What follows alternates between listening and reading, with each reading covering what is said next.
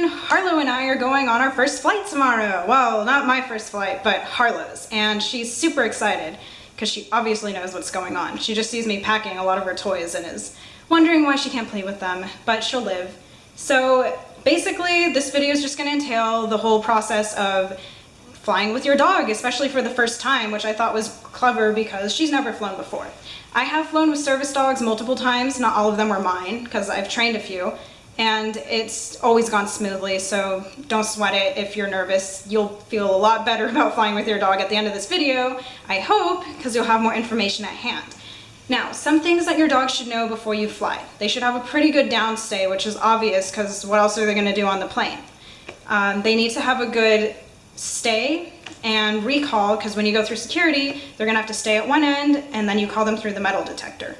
And then another thing is they should be not reactive around other dogs, because all over the airport are ESAs, emotional support animals, which I'll talk about, and then there's also TSA working dogs, there's other service dogs, and you know, Harlow's not perfect. I have to actively work with her to keep her focused, but it's just a matter of, oh, she sees a dog, Harlow, watch me, leave it, good girl, watch me, leave it, good girl, and I'm actively working with her, so that is okay. I don't expect her at 9 months to completely ignore the other dog, but you know, she's good. She's not going to cause a distraction for any other working dog by being there, because she's not barking or pulling or lunging.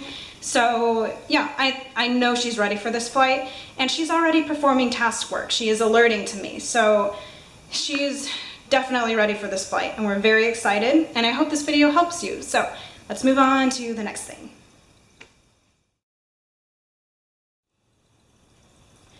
So, the ADA doesn't cover flights. It's actually something called the ACAA, or the Air Carrier Access Act.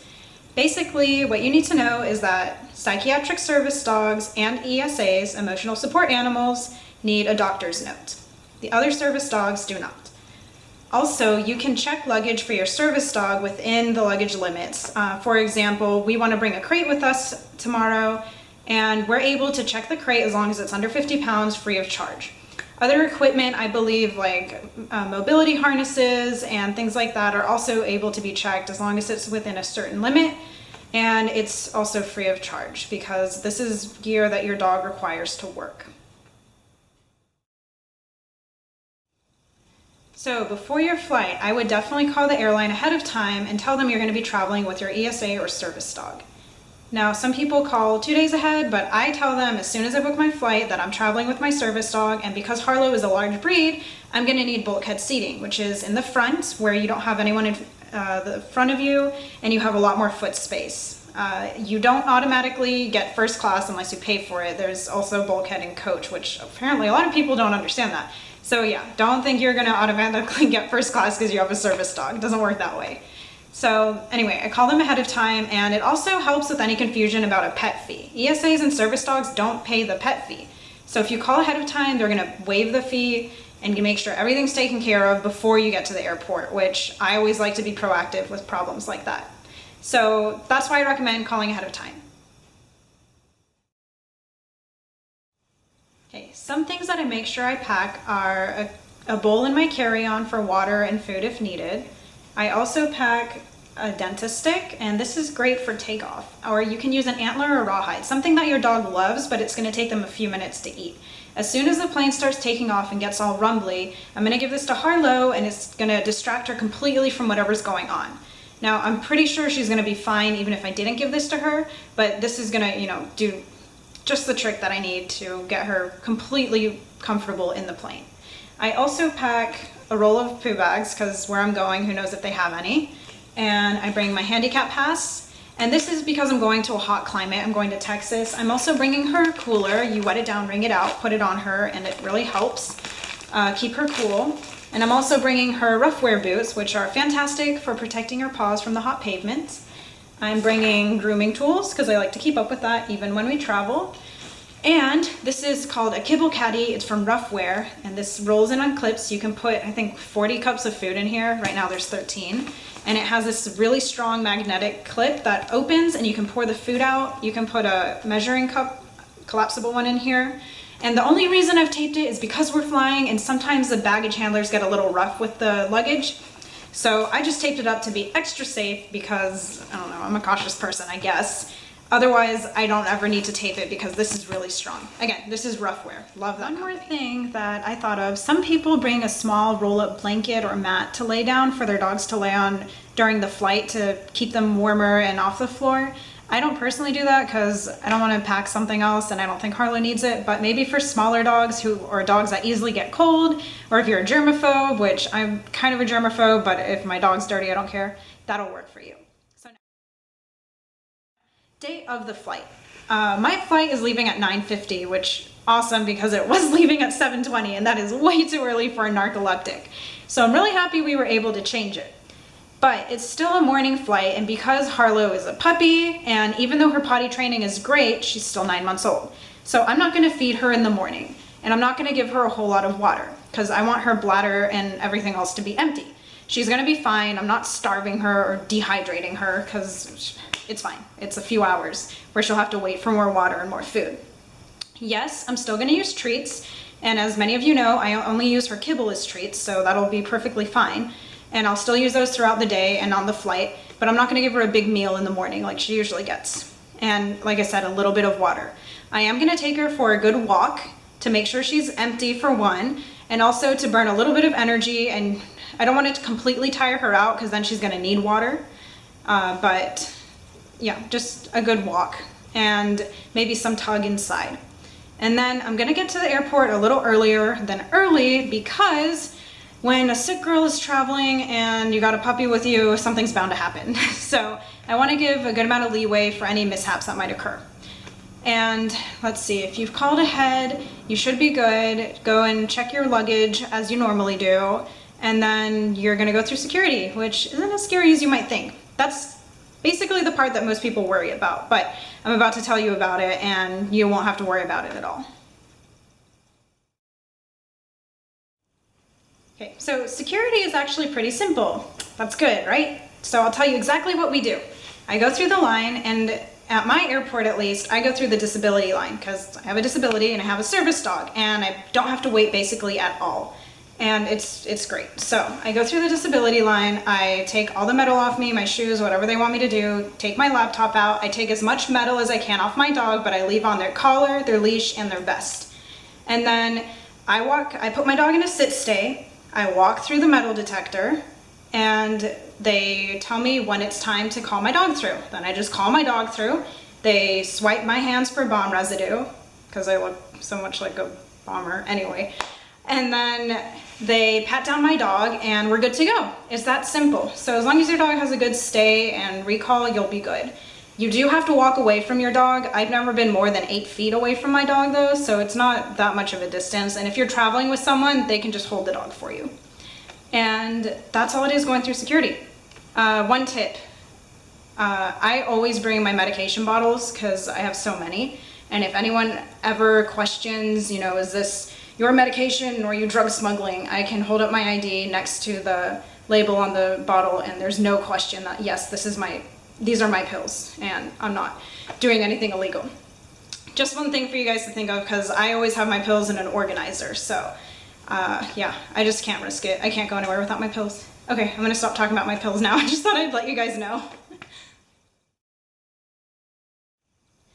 So on the plane I get priority boarding, and it's because I have a disability and a service dog. Plus, if we're going to bulkhead, it's easier to just go first and get settled with your dog while everyone else is getting on the plane. That way, if you get on the plane last, everyone's gonna be looking, oh my God, look at a dog, can I ask you questions and can I touch it? So it's a lot easier if you're already in your seat, boarded, and then you just have to wait for everyone else to get on. So all you do is when they call priority boarding or passengers with disabilities, go on up and follow everyone else in who's with that group, go to your seat, get your dog situated, and there you go. Have your rawhide or antler or dentist stick ready for takeoff, and you can use it for landing too, some treats, and you should be good. I think Harlow's either gonna go to sleep or she's gonna stare at me the whole time. Some people bring a quiet, not so loud toy to chew on, like antler, rawhide, dentist stick, what I've been saying over and over again. And the flight is pretty much the easiest part. Your dog just holds it down, stay the whole time. Bathrooms are tricky. There's really no way for me to fit in there with my dog, especially since I'm a little bit claustrophobic. So when I travel by myself, I just kindly ask the stewardess to sit with my dog, or I'll bring the dog with me, put him in a downstay by the bathroom, ask the stewardess to hold him, the leash, or usually I'm traveling with somebody and I just leave my dog with them. So those are some tips. I'll get some clips from my travel tomorrow and throw them in this video. Thanks for watching.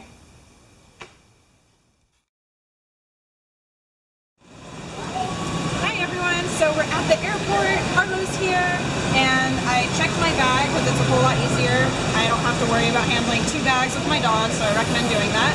And we're about to go through security. I can't film there, but Meredith and my friend and I, we're gonna try and recreate what happens there. So, wish us luck. Harlow's very first time.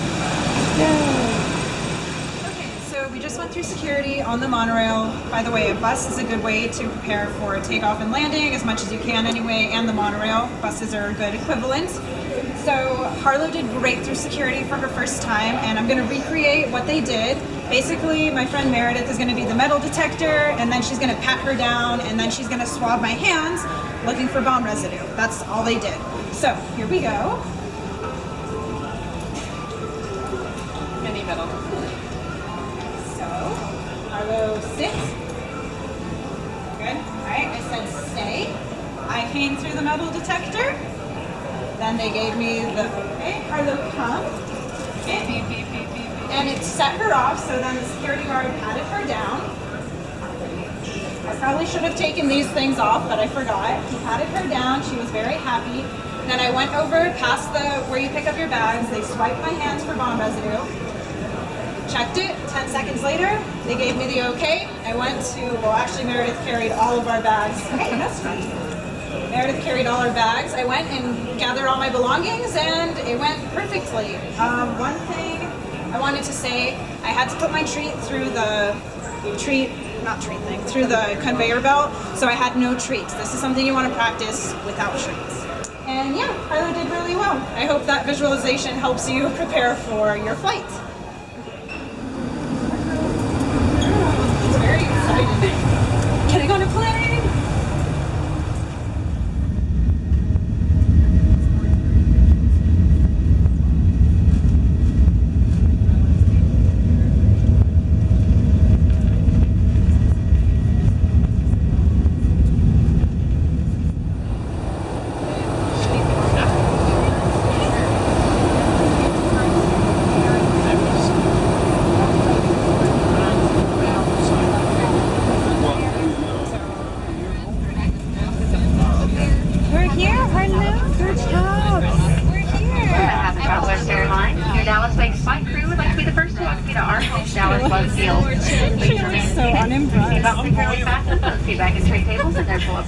Okay, so Harlow just went on her first flight and it went really well. Takeoff was a breeze. I gave her a dentist stick, and landing I didn't give her anything and she was fine. She was a little squirmy on the plane because she wanted to spread out and get comfortable, but I just kept rearranging her into a better tuck. She slept most of the time. It was a very positive experience all around. Now we're at Dallas Love Field Airport. It's beautiful weather and we have this awesome big relief area. I didn't worry about my checked baggage right away. I wanted her to come use the bathroom, and now I'm going to give her a good serving of about a cup of food and some water, and we had a great trip. Yay!